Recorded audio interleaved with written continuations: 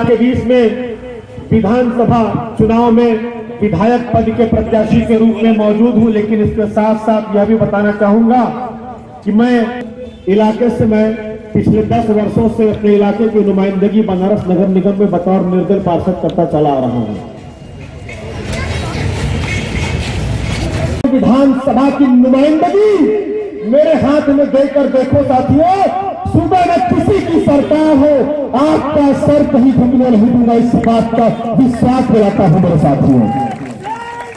और वोट मत देना मुझे, 20 दिन के बाद चुनाव है,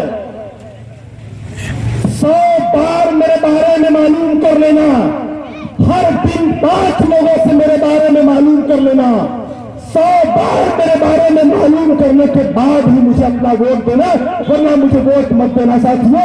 इसी ताकत के साथ हर बार आपसे मुलाकात होगी, जब जहां चाहे मुझे बुला लेना, लेकिन मेरी इस बात को सुनकर मुझे वोट मत देना। यकीन मानिए, हिंदुस्तान की राजनीति में एक ऐसी राजनीतिक पार्टी है जिसने एक अलग लकीर खींचने का काम किया है, ईमानदार राजनीति की शुरुआत करने का काम किया है। अरविंद केजरीवाल एक ऐसे नेता का नाम है जिसने आम आदमी की जिंदगी को बेहतरीन बनाने के लिए हर संभव कोशिश की है, हर संभव शुरुआत की है। यकीन मानिए, अरविंद केजरीवाल ही एक ऐसा नेता है, वो एक ऐसी शख्सियत है जिन्होंने पूरे देश के अंदर आम आदमी को ताकतवर बनाने की दिशा में एक नई लड़ाई का आगाज किया है साथियों। रही बात इस विधानसभा क्षेत्र की,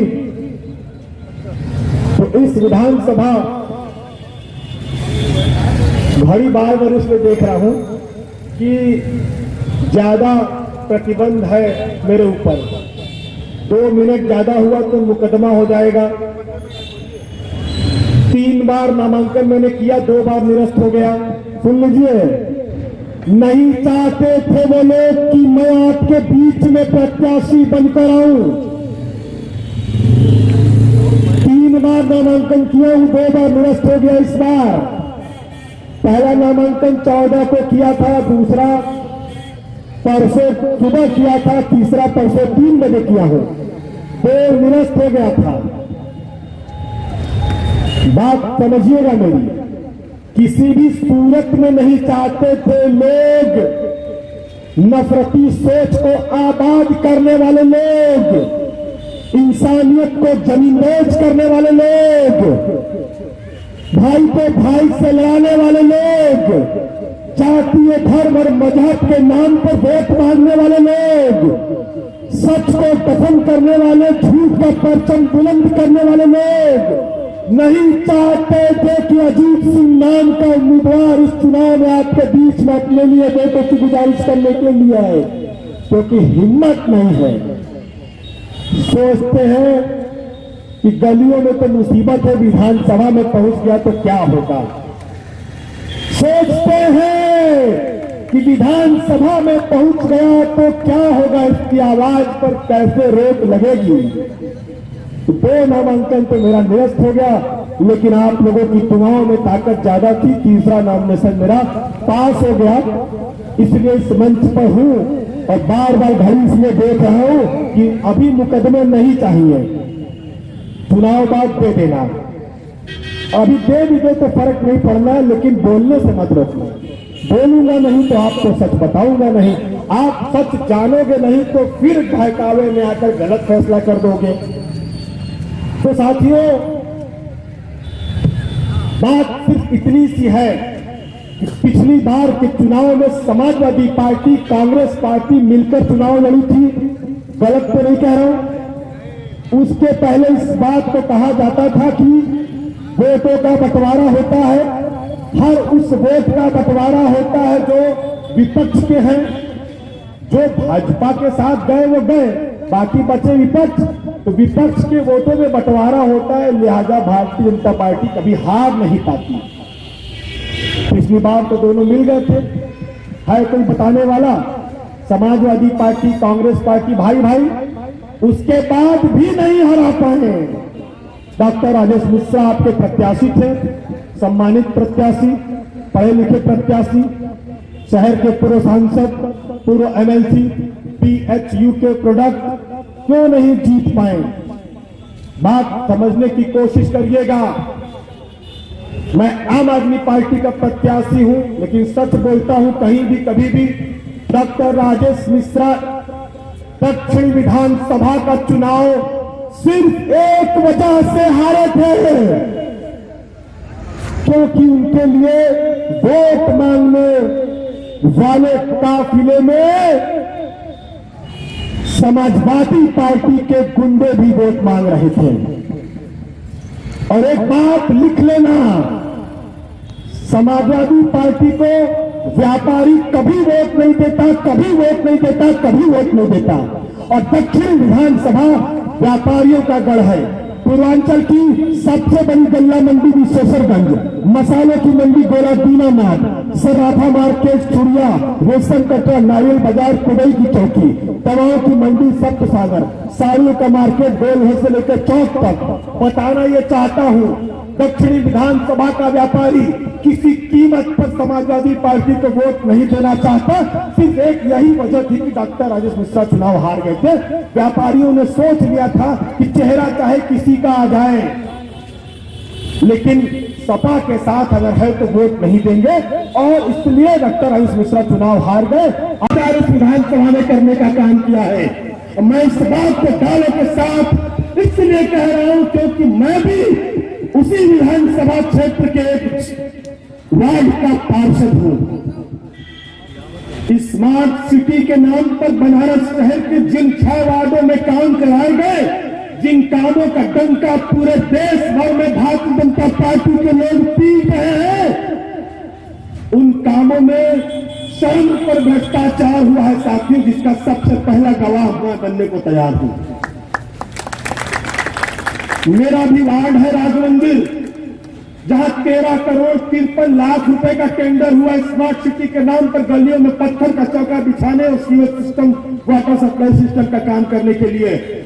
मैं आपसे कह रहा हूं, इलाके के विधायक ने, सूबे के सरकार के राज्य मंत्री ने, देश के यशस्वी प्रधानमंत्री के चहेते विधायक ने दक्षिणी विधानसभा की गलियों में एक एक ईंट के पीछे दलाली खाने का काम किया है। मैं फिर से अपनी बात रिपीट कर रहा हूं, दक्षिणी विधानसभा के अंदर स्मार्ट सिटी के नाम पर जितने भी काम हुए हैं, उन कामों में जमकर दलाली खाने का किसी ने काम किया है तो वह व्यक्ति आपके इलाके का विधायक है, उत्तर प्रदेश की सरकार में राज्य मंत्री है, देश के प्रधानमंत्री नरेंद्र मोदी का सबसे चाहता विधायक है। भेजने का काम करेंगे। इस उम्मीद से नहीं आया हूं कि आपकी वोटों के बदले में विधायक बन जाऊंगा। मुझे कोई ऐसे सुख की जरूरत नहीं है कि मैं विधायक बन जाऊंगा तो मेरा मुकद्दर बदल जाएगा। मैं मुकद्दर आपका बदलने आया हूं, मैं मुकद्दर इस आवाम का बदलने आया हूं जो सही मायने में नफरत गर्दों के बीच जिंदगी जीने का काम कर रहे हैं। मैं अपने बारे में एक बात और बता दूं आपको, मैं कोई ऐसा उम्मीदवार नहीं हूं जो किसी से डर कर दब कर राजनीति करता हूं। मेरी पहचान मेरी ईमानदारी से है, मेरी पहचान मेरी सच बोलने की आदत से है, मेरी पहचान मेरी ईमानदार और बुलंद आवाज से है। मैं इसी आवाज के दम पर आपको कह रहा हूं कि एक बार, इस बार आप मुझे अपनी आवाज बनाकर उत्तर प्रदेश की विधानसभा में भेज देना। यकीन मानो साथियों, आपकी आवाज पर एक इशारे पर चट्टान की तरह खड़ा रहूंगा, कभी पीछे नहीं हटूंगा साथियों। और रही ब्रह्मचारिणी देवी का मंदिर दिखा दो भैया, ब्रह्मचारिणी देवी का मंदिर दिखा दो, लाइव देख लो, लाइव। मैंने मॉडल दिया है, लेकिन मेरी बात को दबाया जाता है क्योंकि मैं भारतीय जनता पार्टी का नहीं हूं।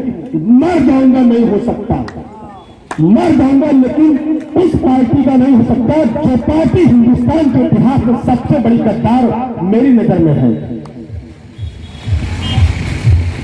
कुछ और दिखा दो भैया। काम करने की क्षमता है, निर्दल पार्षद बना था, चुनौती थी। वार्ड में, इलाके में लोगों से मैंने पहली बार जब 2012 में चुनाव लड़ा तो मैंने कहा था कि चुनाव जिता दो, 365 दिन में ट्यूबवेल लगवाऊंगा, चूंकि वहां बड़ी समस्या पानी की थी, पंचगंगा। चुनाव में जीत गया, मंत्री जी ने कन्नी काट लिया। बाद में ऑफर भेजा मेरे पास कि क्या समाजवादी पार्टी में आओगे। मैंने कहा समझौता मैं नहीं कर सकता, डीलिंग वाली राजनीति मेरे से नहीं होगी। तो उस समय मैंने तमाम राजनीतिक दल के लोगों से बात की, किसी ने मुझे एक ट्यूबवेल नहीं दिया, क्योंकि मैं निर्दल पार्षद था। मैं निर्दल पार्षद था तो मुझे एक ट्यूबवेल नहीं मिला। और जब 9 महीने बीत गए तो इन्हीं भाजपाइयों ने सोशल मीडिया पर लिखना शुरू कर दिया कि अजीत सिंह कब इस्तीफा दोगे, क्योंकि मैंने चुनाव में इसी तरह कहा था कि जीत गया तो 365 दिन। फिर मैंने अपने व्यक्तिगत संबंधों के दम पर, उस समय मैंने अमर सिंह राज्यसभा सांसद से मैंने कहा कि मुझे ट्यूबवेल दे दीजिए। मेरे उनके बड़े करीबी रिश्ते थे, आज दुनिया में वो नहीं है। अमर सिंह ने कहा अजीत कुछ बड़ा मांगे होते। मैंने राज्यसभा सांसद से पंचगंगा के नाम पे एक मिनी ट्यूबवेल मांगा था। 3 दिन में उन्होंने राज्यसभा सांसद कोटे से 16 लाख रुपए अवमुक्त किया। और मालूम कर लीजिएगा कि पंचगंगा इलाके में जो ट्यूबवेल लगा है वो अमर सिंह के पैसे से मैंने लगवाया। मुझे इस शहर के किसी निकम्मे विधायक या सांसद ने पैसा नहीं दिया था।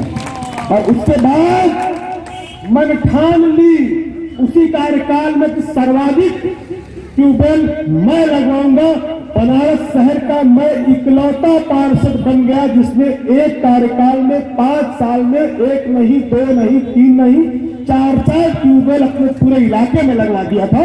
मेरे इलाके में घर के आंगन में नहीं, पहले तल्ले पर पानी आता है बिना किसी टुल्लू पंप के। मैं काम करने वाला इंसान हूं। मुझे हिंदू मुसलमान जाति मजहब धर्म मंदिर मस्जिद के नाम पर वोट नहीं चाहिए। मुझे सिर्फ और सिर्फ इंसानियत के नाम पर वोट चाहिए, ईमानदारी के नाम पर वोट चाहिए। भ्रष्टाचार बनारस शहर के दक्षिण विधानसभा में हुआ है, दूसरे किसी विधानसभा में नहीं हुआ है। विधायक बनाकर उत्तर प्रदेश में विधानसभा में भेजने का काम किया तो चुनाव जीतने की तारीख से 100 दिन गिन लेना। कम से कम इस विधानसभा की तस्वीर और तकदीर बदलने के लिए मेरे पास कुछ ऐसी योजनाएं हैं जिन्हें मैं लागू करके रहूंगा। सरकार ने दीवारों पर पेंट किया और कह दिया कि बनारस स्मार्ट हो गया। अतरिया गरीबों की सूखी थी, लाली लिपस्टिक लगाकर साड़ी पहना दिया, कह दिया कि बनारस स्मार्ट हो गया। लेकिन मैं आम आदमी, गरीब आदमी, मेहनत कश आदमी की जिंदगी को बेहतरीन बनाने के लिए जो कुछ कर सकता हूं करने की कोशिश करूंगा। इसी बात की गारंटी इस मंच से आपको देना चाहता हूं साथियों। अगर मुझे आपने उत्तर प्रदेश की विधानसभा में भेज दिया, सबसे पहले दक्षिण विधानसभा के इलाकों में 5 अलग अलग स्थानों पर 5 कैंटीन खुलवाने का काम करूंगा, जिसका नाम होगा आपका ढाबा। आपका ढाबा मेहनत करने वाला, नौकरी करने वाला, ऑटो चलाने वाला, टोटो चलाने वाला आदमी घर के बाहर सुबह निकलता है, रात में लौटता है। घर में माँ बहन बेटी बीवी सोचती है कि बाप ने बेटे ने खाना खाया होगा कि नहीं खाया होगा। आपका ढाबा 5 रुपए में भर पेट भोजन। चुनाव को जीतने की तारीख से 100 दिन के अंदर दक्षिण विधानसभा सीट पर अलग अलग 5 स्थानों पर आपका ढाबा नाम की कैंटीन खुलवाऊंगा। 5 रुपए में भर पेट भोजन, इस बात की पहली गारंटी दे रहा हूं। 60 वर्ष से अधिक उम्र का कोई भी व्यक्ति हो, बुजुर्ग महिलाएं, पुरुष या विधवा महिलाएं, इनके लिए विधानसभा क्षेत्र में 5 साइबर, जिसका नाम होगा आपका साइबर। वृद्धावस्था पेंशन का आवेदन जाके कर लेना, कभी आपसे कोई 1 रुपया नहीं मांगेगा, इस बात का वादा आपसे करता हूं। जो नौजवान साथी नौकरी के लिए हर महीने 4 बार आवेदन करते हैं, पैसे देते हैं, उनके लिए आपका साइबर। बेरोजगार नौजवान नौकरी के लिए 72 बार भी आवेदन कर देगा तो उससे पैसा नहीं लिया जाएगा। यह इस विधानसभा क्षेत्र में मेरी तीसरी सौगात होगी साथियों। इसके बाद बच्चों के लिए वजीफा की ख्वाहिश के संग माँ बाप हर बार स्कॉलरशिप का फॉर्म भरवाते हैं। जाति, आय, निवास वगैरह वगैरह 200-400-500 रुपए खर्च होते रहते हैं। ये सारी व्यवस्था आपका साइबर के जरिए मुफ्त होगी, कोई पैसा नहीं लगेगा। ये इस बात का वादा मैं आपसे कर रहा हूं साथियों। और आपका ढाबा, आपका साइबर, ये दोनों व्यवस्था चुनाव जीतने की तारीख से 100 दिन के अंदर करा के दूंगा। 5 साइबर, 5 ढाबा। इसके बाद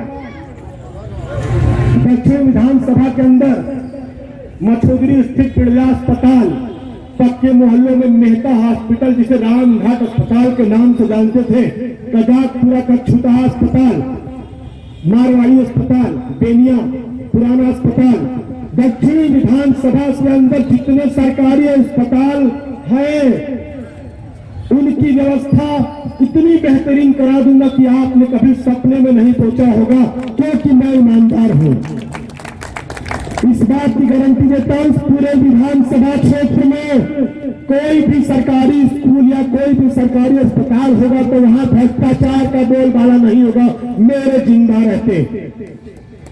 व्यवस्था बदलेगी, हर हाल में बदलेगी, और व्यवस्था बदलने के लिए ही आपके बीच में वोटों की गुजारिश कर रहा हूं साथियों। मैं हर हाल में दक्षिण विधानसभा की तस्वीर और तकदीर बदलने में कोई कसर बाकी नहीं रखूंगा मेरे साथियों। फैसला आप कर लेना, समय मेरा समाप्त हो चुका है। मुमताज भाई तो तहे दिल से शुक्रिया अदा करना चाहूंगा।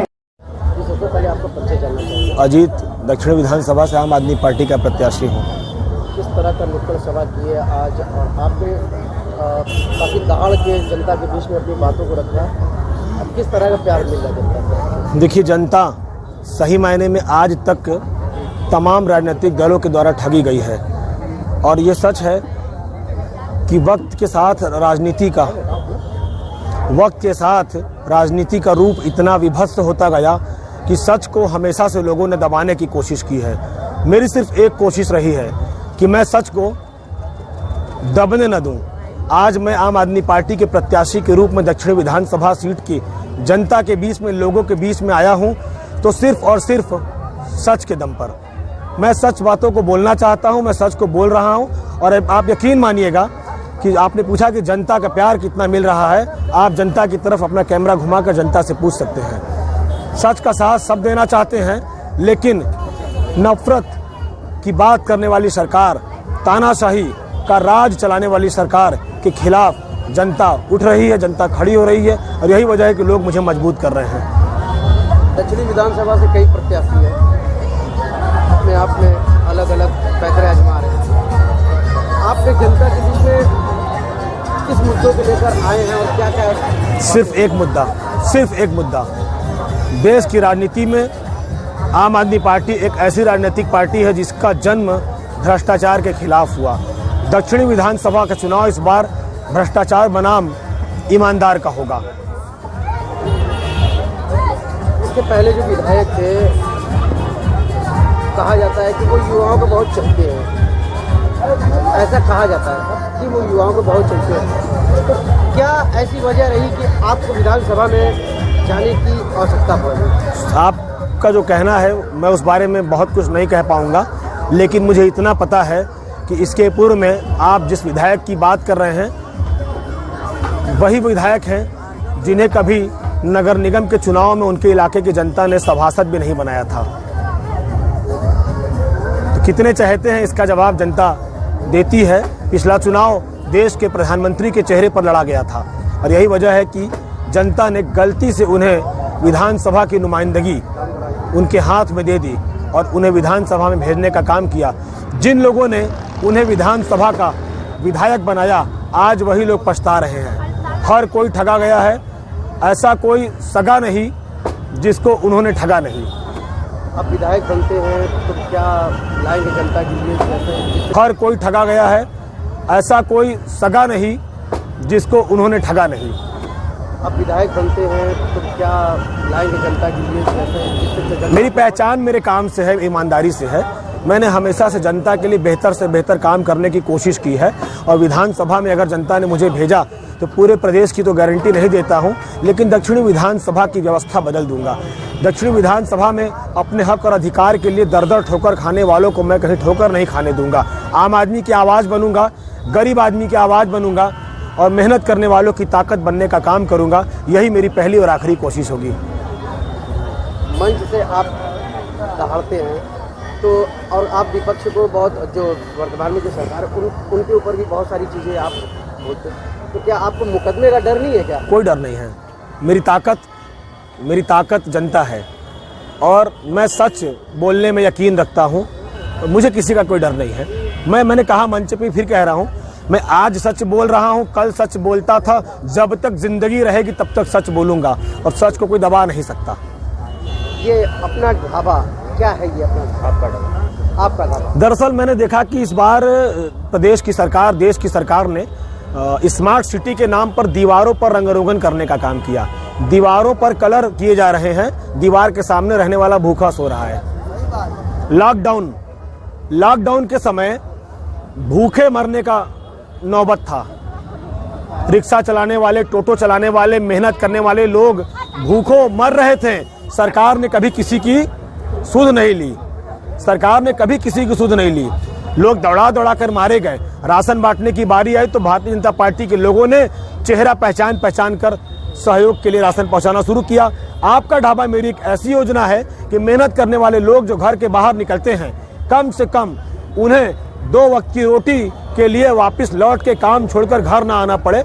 विधानसभा के अंदर 5 अलग अलग इलाकों में एक कैंटीन खोला जाएगा जहां 5 रुपए में भरपेट भोजन की व्यवस्था होगी। निश्चित रूप से यह मेरी पहली सौगात है जो आम आदमी के लिए मैं देकर रहूंगा।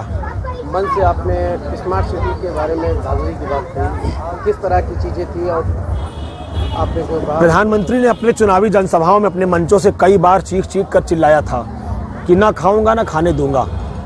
योगी आदित्यनाथ सूबे के मुख्यमंत्री बने और उन्होंने कहा था भ्रष्टाचार के लिए उन्होंने 0 टॉलरेंस की बात की थी। मैं खुली चुनौती दे रहा हूं, मैं आपके जरिए कह रहा हूं, किसी भी निष्पक्ष और ईमानदार जांच एजेंसी से दक्षिणी विधानसभा के अंदर हुए कामों की जांच करा ली जाए। दूध का दूध, पानी का पानी हो जाएगा। दक्षिणी विधानसभा के विधायक ने चरम पर भ्रष्टाचार किया है तो जांच हो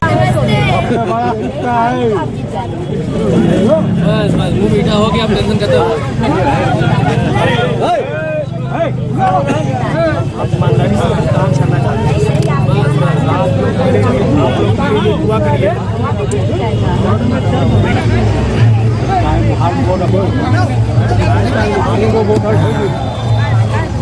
भैया थोड़ा सा पीछे आइए, हल्का सा। ठीक है।